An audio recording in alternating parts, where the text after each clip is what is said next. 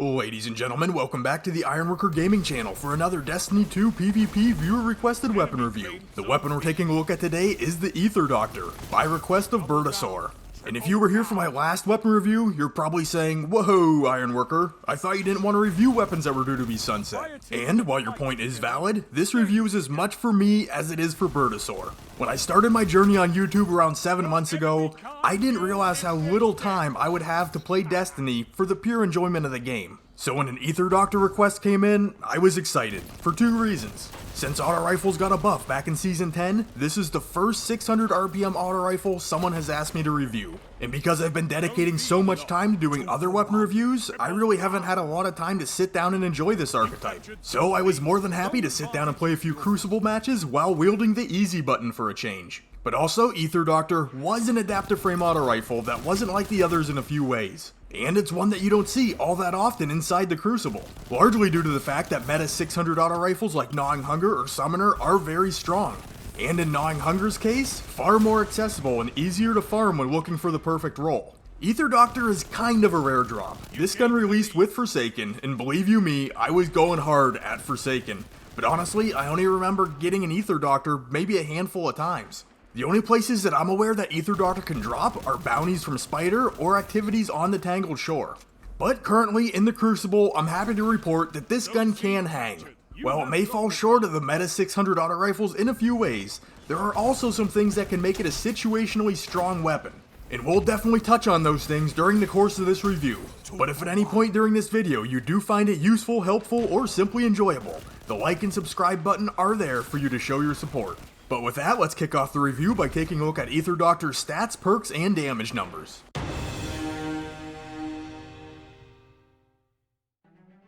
Ether Doctor is a legendary kinetic adaptive frame auto rifle shooting at 600 rounds per minute with a base 41 rounds in the magazine. When comparing the stats to the rest of the adaptive frame auto rifles, most of them are on the lower end of the spectrum. Most notably the range stat, which is the lowest of the archetype.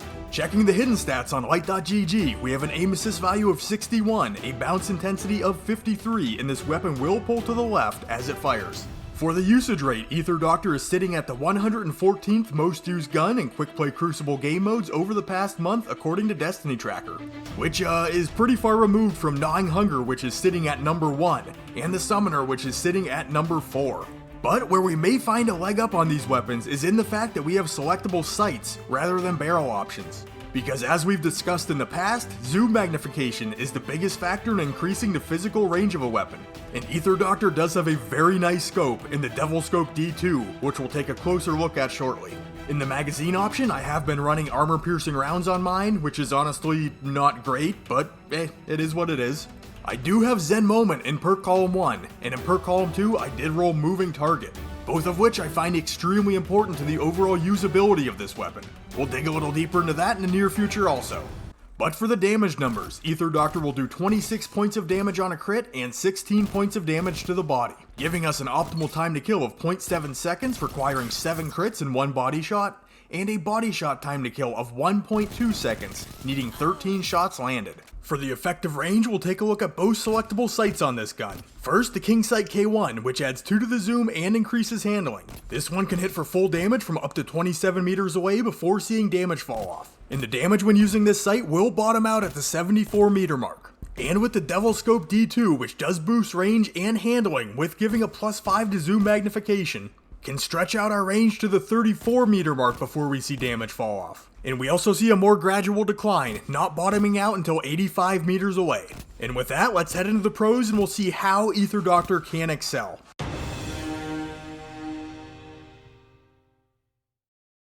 Well, as I'm sure you've taken note of, I really do like the Devil Scope D2, and I really feel like it's the scope alone that can give Ether Doctor a competitive edge in certain situations when playing in the current sandbox. Because if you take a look at the base stats of the Summoner, Gnawing Hunger, and the Ether Doctor falls short in every single category. But where we can find success is in the ability to deal full damage from a little further out.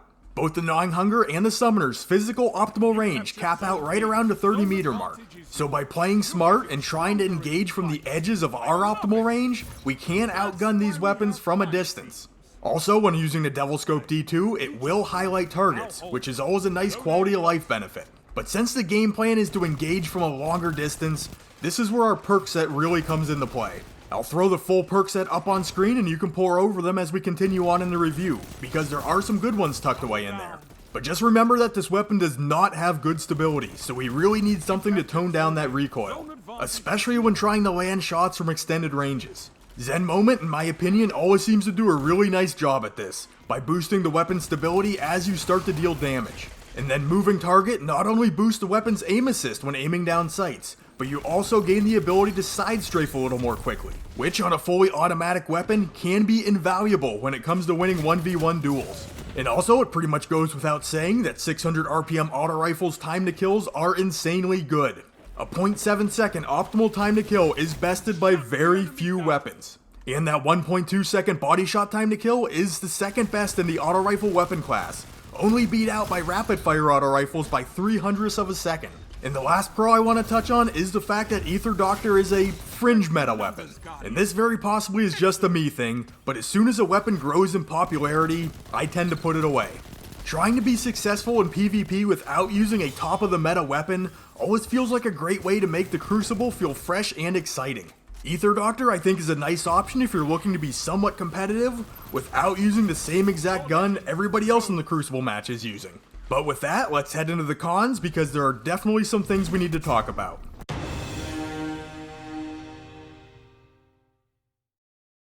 Alright, well I really do like using Aether Doctor. You may have noticed that most of the pros that we talked about involve figuring out how we can make this gun competitive. A truly elite weapon is just inherently strong. And while the time to kills are undoubtedly great on this weapon, Aether Doctor just comes with a lot of holes we have to plug, the main one being that stability. This gun kicks and pulls hard. Take a look at the recoil on screen. If I didn't have Zen Moment to kick in when I started dealing damage to a target, this gun would be a nightmare to manage. Even on PC this would be rough. I can only imagine how bad this looks on console.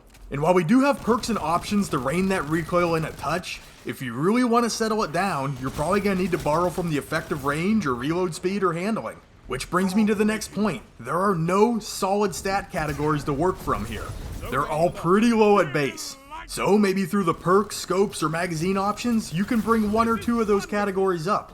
But you're just not going to find the total package. Plus that low base range stat and the lower aim assist really make Aether Doctor feel like a less forgiving weapon. The gun doesn't feel nearly as grabby and the rounds fired from it don't carry as much bullet magnetism as the other options in this archetype. And lastly, there was a point where I considered Aether Doctor to be the best kinetic adaptive auto rifle in the game. And it was hard to argue against that because for a while it was the only one of its kind to carry random rolls. But sadly that's no longer the case, since the Iron Banner exclusive adaptive auto rifle, the Forward Path, was re-released, and this weapon is good. On paper, it bests the Aether Doctor in every way, and even comes with interchangeable scopes. And while it doesn't have an option that is quite as strong as the Devil Scope in my opinion, there are some pretty effective choices here. So if you were an Aether Doctor fan, at least there's a solid replacement out there that you can carry with you through the next year in power-enabled game modes.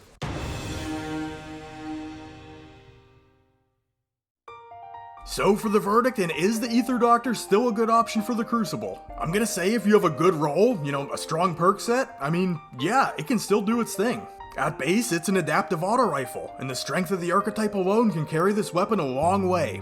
But when it comes down to it, it's just not the best option. If you're trying to kit yourself out with a weapon for endgame PvP content, sadly, you're probably gonna want to look elsewhere. I've always enjoyed using this gun though, and in 1 month, it will be sunset.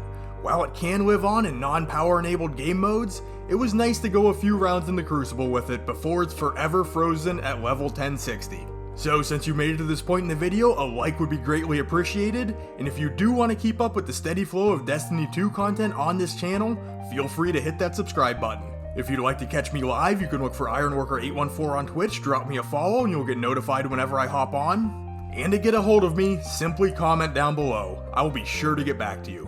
And with all that being said, I'd like to thank you for taking the time out of your day to check out this weapon review. You guys are awesome, and I will catch you on the next one.